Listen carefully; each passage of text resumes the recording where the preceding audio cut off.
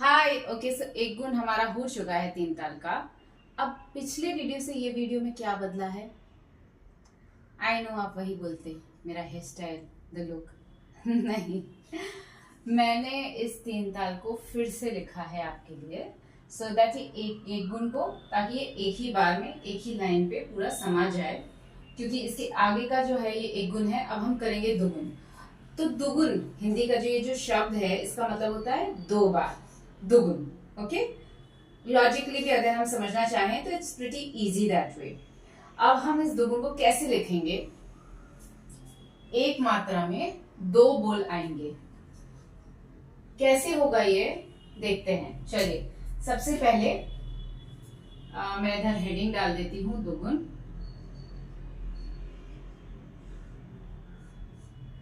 अब ये हो गया एक। मैंने क्या कहा, दुगुन में एक मात्रा में 2 बोल आएंगे, तो ये मेरी एक मात्रा हो गई। 2 बोल कौन से हुए? 1 2। तो धा धिन, दुगुन, धा धिन। मैंने इसे एक साथ बैठाया और पहली मात्रा के पहले अक्षर पे कौन सा साइन आता है नोटेशन का? X, which is sum. ठीक है, तो पहली मात्रा पे जब 2 बोल बोले जाएं तो दुगुन होता है। Okay, now everything else becomes very simple. Let's keep doing this. अब मेरी आई दूसरी मात्रा। अब देखिए ये पहले 2 बोल तो जा चुके हैं, नेक्स्ट 2 बोल कौन से हैं? धिन, धा। तो धिन, धा। ठीक है, अब तीसरी मात्रा। तो ये 4 बोल जा चुके हैं, तो नेक्स्ट 2 बोल कौन से हैं? धा धिन। तो वो मैं यहां से उनको उठा के यहां डाल दूंगी।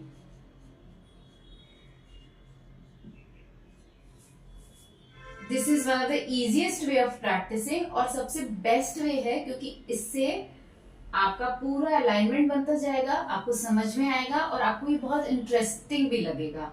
वो जो घबराहट होती है कि दुगुन मतलब वो शब्द सुन के ही कई बार बच्चे घबरा जाते हैं। So this is going to be very easy. अभी मेरी आई चौथी मात्रा। अब मैं देखूंगी ये भी गया, ये भी गया, ये भी गया। अभी नेक्स्ट 2 बोल कौन से हैं? धिन, धा। तो वो 2 बोल मैंने यहां डाल दिए। देखिए अगर आपको कभी भी कंफ्यूजन हो, आप इस वीडियो के नीचे कमेंट बॉक्स है, वहां जाके मुझे लिख दीजिए। आज तक की तारीख में मैंने 100% रिवर्ट किया है। 2 लोगों को मैंने एक बार रिवर्ट नहीं किया था, that was I think 3-4 years back. वो बड़ा ही डिसरिस्पेक्टफुल सा कमेंट था, तो मैंने उसे सीधा डिलीट कर दिया था। I believe in deleting name place animal thing if it is disrespectful, but if it is anything concerning the topic, please leave a comment नीचे कि ये मुझे नहीं समझ में आया, या दीदी ये मेरे को अभी भी नहीं समझ में आया, या ये मुझे समझ में आया बट इसमें ऐसा क्या, जो भी आपके माइंड में क्वेश्चंस हो आप उसे प्लीज डाल दीजिए। I will address it to you directly. ठीक है, सो क्योंकि 1 2 3 4 मात्रा के बाद में विभाग आता है और फिर मैंने ये नोटेशन डाल दिया। अब मैं जाऊंगी मेरी 5वीं मात्रा की तरफ। अब मैं ये देखूंगी कि भाई कौन से बोल चले गए, तो यहाँ से लेके यहाँ तक के सारे बोल चले गए। नेक्स्ट बोल है धा तिन, तो मेरी 5वीं मात्रा के नीचे आएगा धा तिन। एंड 5वीं मात्रा का नोटेशन क्या होता है? 2।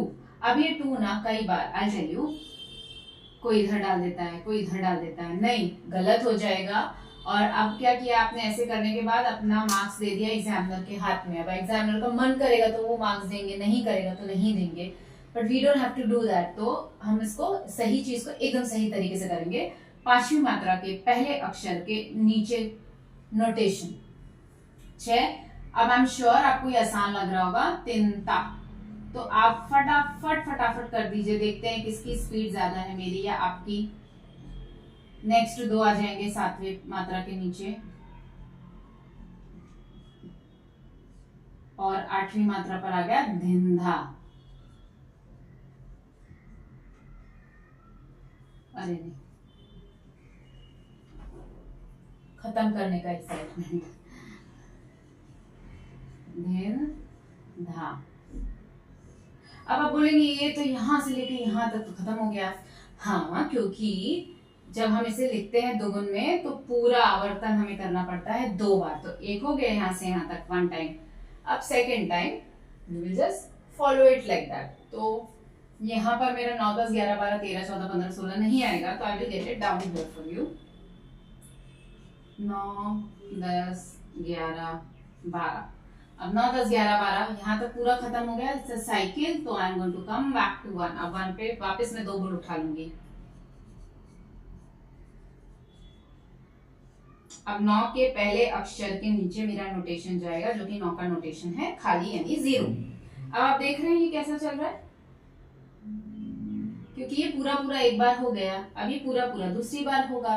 दैट मीन्स ये होगा copy paste as it is. समझे? नहीं? कंफ्यूजन? कोई बात नहीं, हम जाएंगे स्टेप बाय स्टेप। तो अब देखो 10वीं मात्रा पे नेक्स्ट 2 बोल आएंगे, यानी ये 2 चले गए तो ये 2 बोल ही आएंगे, धिन धा। अब 11वीं मात्रा पे नेक्स्ट 2 बोल कौन से हैं? उसके बाद 12वीं मात्रा के नेक्स्ट 2 बोल। I am just getting them from top to down. इसके लिए ये आपका बराबर या एक गुण समझना बहुत जरूरी है, और इसको अच्छे से प्रैक्टिस करिए 1-2 दिन लगकर। फिर 2 गुण और चौगुन पे आप बढ़िए, क्योंकि एक बार ये आ गया तो फिर बहुत आसानी से 2 गुण और चौगुन आ जाता है। 13 पे मेरे नेक्स्ट 2 बोल जाएंगे। 13 का नोटेशन क्या है? 3।